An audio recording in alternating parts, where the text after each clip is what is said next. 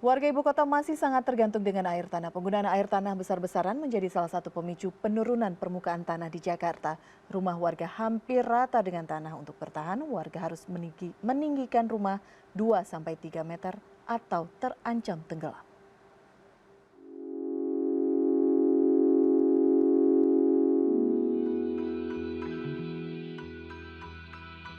Tanah Jakarta terancam amblas. Dari 5 wilayah Jakarta, area yang paling rawan mengalami land subsiden adalah utara Jakarta. Miringnya Menara Syah Bandar di daerah Sunda Kelapa ini menjadi indikasi terjadinya penurunan tanah Jakarta.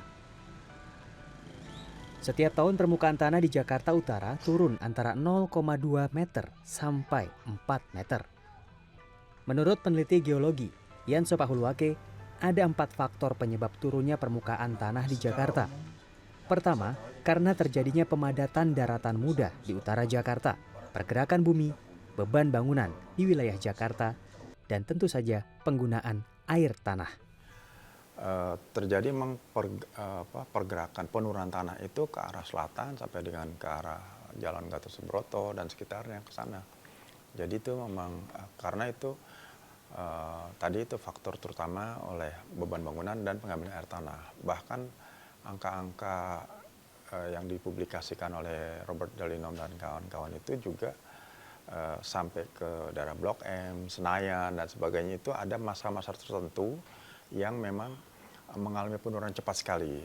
Daerah Penjaringan dan Cengkareng dan Rawabuaya dan sebagainya itu di situ memang dia akumulasi penurunan oleh karena pengambilan air tanah dan konsolidasi dari lapisan-lapisan tanah yang ada di bawah itu gitu. Sedangkan kalau di daerah pelabuhan Tanjung Priok itu terutama karena faktor pembebanan dan juga karena pengambilan air tanah. Jadi itu korelasinya kira-kira gitu. Indikasi penurunan permukaan tanah di Jakarta dengan mudah ditemui di wilayah utara. Saat menyusuri daerah luar Batang, Jakarta Utara, tidak sedikit rumah warga dengan kondisi seperti ini. Dasar rumah warga seolah terkubur, lebih rendah dari permukaan jalan. Beberapa